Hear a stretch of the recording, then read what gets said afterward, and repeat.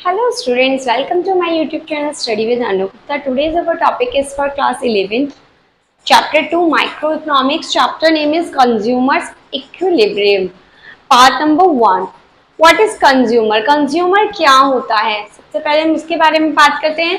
A consumer is an economic agent who uses goods and services for the direct satisfaction of his or her wants.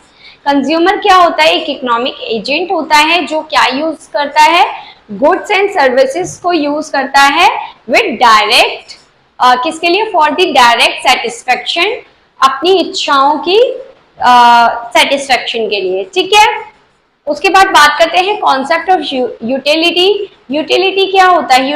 Utility to satisfaction derive from the consumption of a commodity, या फिर it refers to want satisfying power of a commodity. और ये क्या है? Want satisfying power है. इसको utility को हम वांट सेटिस्फाइंग पावर भी बोल सकते हैं. ठीक है. जिससे कि जो एक कंज्यूमर होता है उसकी सारी जो वांट्स की सेटिस्फेक्शन होती है वो कंप्लीट होती है, यानी फुल्ली सेटिस्फाइड होते हैं. Let's move to the next topic.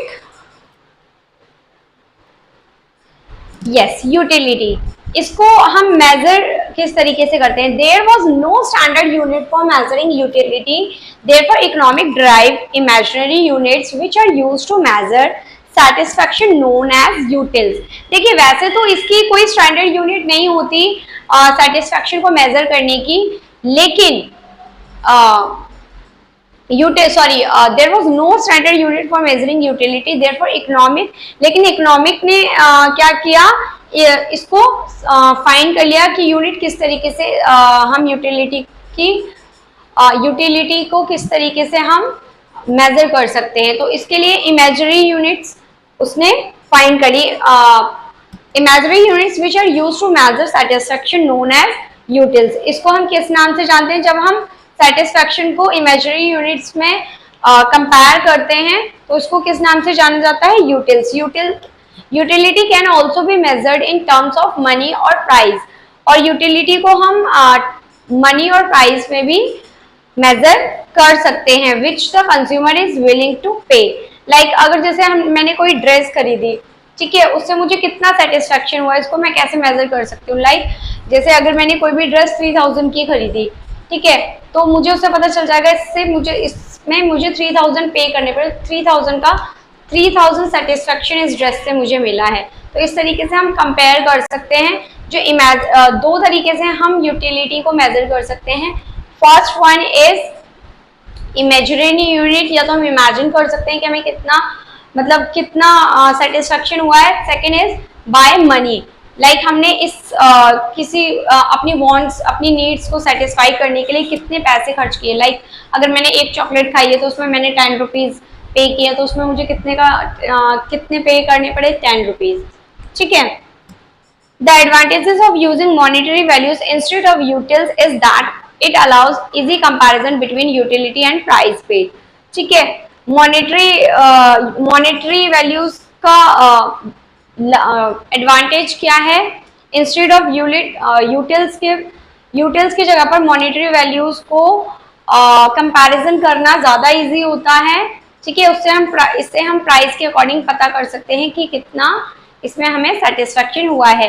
Utility को 3 पार्ट्स में डिवाइड किया गया है. First one is total utility, जिसको हम TU बोलते हैं. Second one is average utility, और third one is marginal utility, जिसे हम MU भी बोलते हैं शॉर्ट फॉर्म में. Let's move to the next. इसको हम बाय टेबल समझते.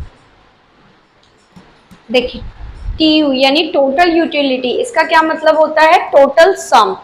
ठीक है. AU मतलब एवरेज पर यूनिट निकालना, और MU इज द एडिशनल. ठीक है. एक टेबल से समझते हैं. लाइक क्वांटिटी यूनिट्स में दे रखी है 0, 1, 2, 3, 4, 5, 6. ठीक है. तो टोटल यूटिलिटी 0, 8, 14. लाइक अगर एक यूनिट है, यहाँ पे 0 पे तो 0 ही होगी टोटल यूटिलिटी. अगर मैंने एक रोटी खाई तो मुझे कितनी यूटिलिटी हुई, कितना सेटिस्फेक्शन हुआ? 8. देन 2 खाई, देन 14, देन 3 खाई 18, देन 4 रोटी खाई तो 20, 5 रोटी खाई तो भी 20, उसके बाद फिर एक पॉइंट के बाद तो हमारा मतलब जी भर जाता है ना, तो पहले तो लाइक हमारी नीड्स होती हैं, लेकिन जब हमारा पेट भर जाता है तो उससे सेटिस्फेक्शन फिर उतना नहीं होता जितना पहले हमने एक रोटी खाई तो उसमें ज्यादा सेटिस्फेक्शन हुआ, दो में खाई उसमें भी ज्यादा हुआ, लेकिन जब जैसे जैसे हमारा पेट भरता जाएगा वैसे वैसे हमारा सेटिस्फेक्शन उस चीज को लेकर कम होता जाएगा। ठीक है, तो यहाँ पर जब मैंने 6 रोटी खाई तो यहाँ पर मेरा सेटिस्फेक्शन कम हो गया। तो ये हो गई टोटल यूटिलिटी। मार्जिनल यूटिलिटी कैसे निकालते हैं, लाइक आप सेकंड में से फर्स्ट को माइनस कर दो, 8 minus 0 is 8, 14 minus 8, 18 minus 14, 20 minus 18, 20 minus 20 and 18 minus 20 minus में आ गई। ठीक है, मार्जिनल यूनिट पॉजिटिव से लेकर एंड कहाँ पर होती है, नेगेटिव तक। ठीक है, और एवरेज पर यूनिट कैसे निकालते हैं, लाइक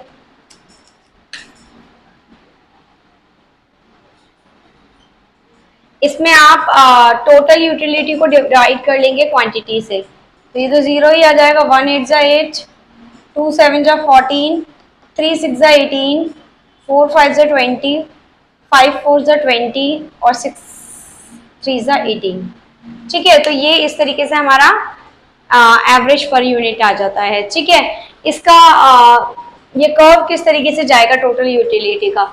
ठीक है, ये पहले 0 से स्टार्ट होगा और हाई लेवल तक मैक्सिमम टीयू यहाँ हो जाएगा। ठीक है, जैसे ही मैक्सिमम हो जाएगा उसके बाद फिर ये डाउन आना शुरू हो जाता है। ठीक है, और मार्जिनल यूटिलिटी कर्व पॉजिटिव से शुरू होता है। ठीक है, और ये 0 पे आके खत्म होता है और उसके बाद फिर डाउन जाकर नेगेटिव होना शुरू हो जाता है। तो आज के लिए बस इतना ही। आपको मेरी वीडियो कैसी लगी प्लीज लाइक शेयर कमेंट करके जरूर बताइएगा, एंड जिन्होंने मेरे चैनल को अभी तक सब्सक्राइब नहीं किया है तो प्लीज सब्सक्राइब कर लीजिए, और इसका सेकेंड पार्ट भी मैं जल्दी लेकर आऊंगी। ठीक है, अभी ये पार्ट 1 था, पार्ट 2 में और भी हम इम्पोर्टेंट टॉपिक्स कवर करेंगे। तब तक के लिए थैंक यू।